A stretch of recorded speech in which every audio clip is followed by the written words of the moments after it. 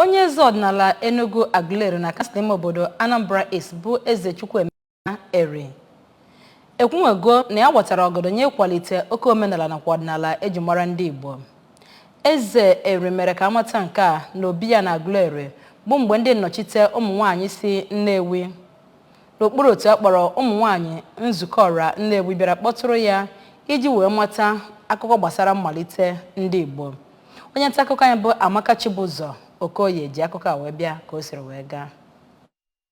Eze Eri onye nke gara n'ihu ma kọwaa otu Gad na nwa ya nwoke bụ Eri si wee gaa njem wee bata na obu ha, kọwapụtakwara otu ndị Igbo si wee gbasaa aka na n'ebe ndị Igbo bidoro. O kwukwere sị na oche ya dịka eze Enugwu Aguleri bụ nke dị asọ n'ihi na oku akpọrọ ya bụ site n'afọ nne ya, ma sịkwazịa na ya bụrụ eze ya bụ obodo ka arọ dị na 1976. Ya bụ onye eze obodo gbarụrụ iru ma nye ka ndị Igbo si wee rapụzie ihe eji wee mara ha bụ ọdịnala ha, ma na-emezi nke ndị oyibo, ma kwa arịrị na o butegoro ha ihe ọgbata ihe dị iche iche dịka ndị mmadụ, ma gaa n'iru ma kọwaa na ọ dị oke mkpa ka ndị Igbo chie ma makụọ ejije na ọdịnala ha. Eze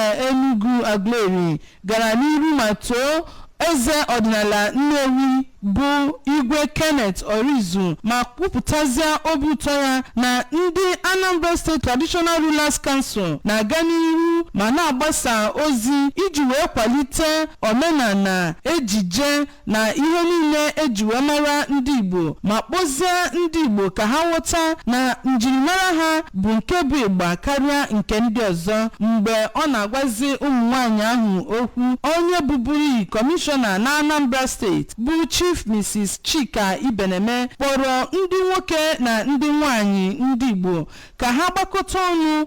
site na mmụọ ndị nna nna ha ma na-chete azụ iji wee jidesie ihe a eji wee mara ndị Igbo aka ike. Onye na-ekwupụtara ụmụ nwaanyị agara njem a okwu bụ Maazị Christian Anekwe kwuru na ọ dị oke mkpa ka onye ọbụla bido na mkpọrọgwụ wee tọọ ntọala ihe ọbụla ọ na-eme ka ọ ghara ịgafe ụzọ, si na ọ dị ha obi mma ka ha mara ebe Igbo si wee bido, ka ha wee gaa n'iru ihu na akwalitere ihe ndị a eji mara ndị Igbo, ma asụsụ ma ejije ma ihe ndị ọzọ dị iche iche. Dịka onye isi ụmụ nwaanyị a bụ ụmụ nwaanyị nzukọ ọra Nnewi, Oriakụ Ifeoma Udogwu siri na isi ihe ha gbadoro ụkwụ wee bịa na obi eze Eri bụ ka ha wee kwalite obibi ọnọdụ ụmụ nwaanyị nke ga-adị ọcha, ma kwalitezie ka esi anụ di na nwunye ma ugwu a na-akwanyere nwaanyị, ma tie aka n'obi gbasara alụkwaghịm nke dị na oge ugbu a, ma sị